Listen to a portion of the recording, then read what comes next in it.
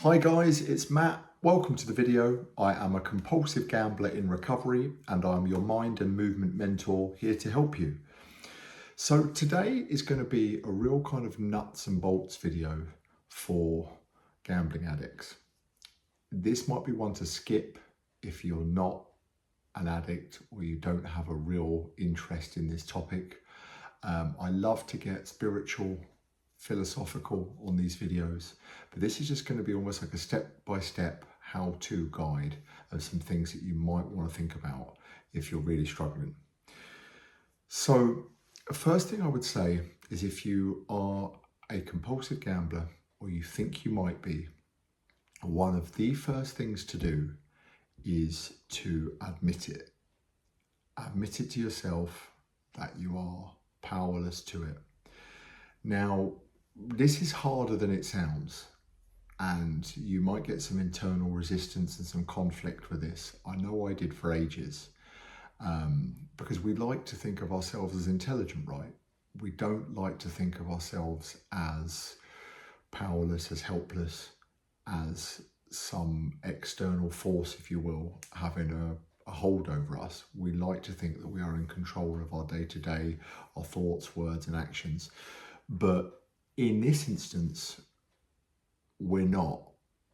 And the sooner you face up to that, the better, for a couple of reasons. One, that's going to be the start of where recovery really begins.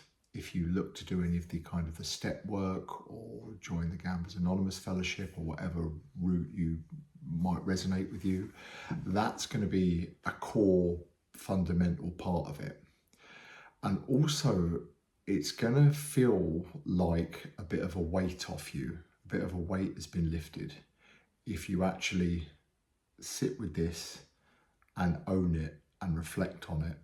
And if it is true, admit that it's true to yourself. You'll find that you get almost a bit more mental bandwidth back, where you're not just lying to yourself, trying to deceive yourself, and you can kind of move forward. So the next thing I would say is tell someone else, is tell friend, family member, husband, wife, spouse, whoever. I think as gamblers, we often carry a lot of shame and we go inwards and there's a lot of mental noise.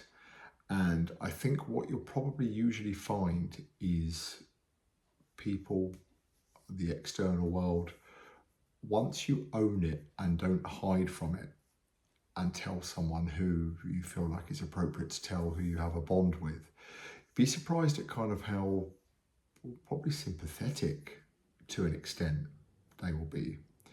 And I remember when I first told people, I'm almost being surprised at not how little they cared, but how little they reacted.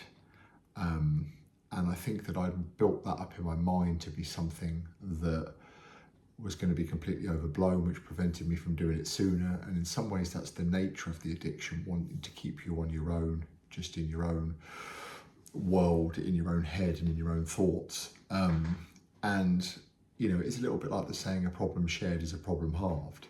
If you confide in someone, they may have some advice, and, you know, some support. And I know that I kind of felt like there was a level of transparency, and it was like a real one of the first steps of being a bit honest, and where I hadn't been hugely honest and I'd just been so with the mental noise kind of constantly, it kind of felt really quite therapeutic to take a step in that direction.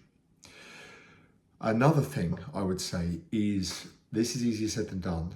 Look to find something to replace the addiction with. If you are a compulsive gambler, the act of doing it is probably taking up a lot of your time, more than you realise. The planning, prepping, fretting, thinking, strategizing about it is probably taking just as long. Those two combined together are a real chunky piece of time, which you will almost free up when you start recovery. And that can feel like a void. It can feel really like a void of time. And you don't want to busy yourself unnecessarily, but take the opportunity to think about what you're really passionate about, what you could do, how could you maybe insert something that your future self would thank you for, like a fitness-based hobby or something like that, or something that gives you a similar kick that you can push your energy into, because that vacancy of that void is going to be more of a challenge the more that it's there. So don't rush it. Maybe get a pen and paper, sit down and don't try and force it, but think about something that you could do, almost like you've been, reframe it like a positive, that you've just been given a whole dose of time back, and the possibilities are endless of what you can do with that. Another thing I would say, and this is very kind of nuts and bolts, is put some blockers in place to stop you from gambling. In particular, if you're new to recovery, you don't have a great deal of time behind you of abstaining from gambling, you're going to experience temptations. Old habitual kind of motor pathways in the brain are going to, scream at you probably from time to time. You're going to get some cravings. And from my experience, you really have to kind of ride the storm while the brain is readjusting at the start. And you want to make it harder for yourself to gamble. When you're in the right headspace of not wanting to do it, committing to recovery, saying you're going to abstain, admitting to yourself that you're powerless and have a problem, you want to use that same energy in that same state then to use the gam ban online so that you can't go on any of the websites. You can go to your local bookmakers and self-exclude yourself. You can put take a passport photo in there. You can do ones online called Moses, which is, I think it's multi-service operator. I can't remember what it stands for, but you essentially send a photo centrally and they will send it round to all of the clustered bookmakers in whichever area, whichever kind of postcode territory that you specify. So that, has to be said, isn't as reliable as maybe going in there directly and saying, this is me, I have a problem, don't let me in, here's my form, here's my picture, put it on the system. So it's maybe a bit more in the mind of the employees, but it's still a great thing to do. And I'd include things like maybe not carrying excess cash in this same category as well, or maybe have someone else co-review your finances with you as a little bit of accountability / leverage. So there's more transparency around what you're doing with your money. These kind of things can feel kind of cringe, and again can feel challenging, and often these kind of things are what prevent people from going back to the start and actually thinking that they have or admitting that they have a problem, because they don't want to go into this route, but ultimately you're going to cause more damage and more harm for yourself if you don't take these steps. And it doesn't have to be forever. It can help you get over the emotional hump of some cravings or thinking that kind of might be necessary.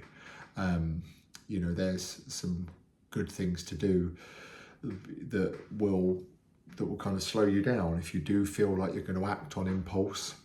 I hate to use an overused cliche, but it's a bit like the junk food analogy. You might really, really fancy a chocolate bar. If there's one in your cupboard, it's very, very different to if there's a shop 10 minutes down the road and you've got to go in, get in your car, drive down to it, buy it, pay for it and eat it. It's two kind of very, very different things. So you want to kind of do that with all vices really, but in particular with gambling, make it hard for yourself, and put some barriers and some blocks in place. So I hope that helps. If you've got any others, please put them in the comments below. We can kind of elaborate. I'm aware there are more things that you can do than this, but this is just kind of something, if you're quite new to recovery, that might help you as a little bit of a step-by-step guide, some things to think about.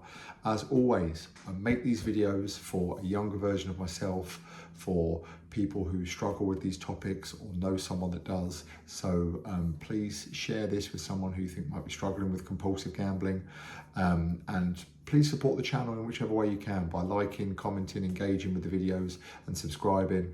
that helps me reach more people so I can get this message out there, because it is on the rise. Problem gambling, compulsive gambling, gambling addiction, however you want to position it, is aggressively on the rise and has been for some time, and want to help slow that down and help as many people as possible. So that's it from me.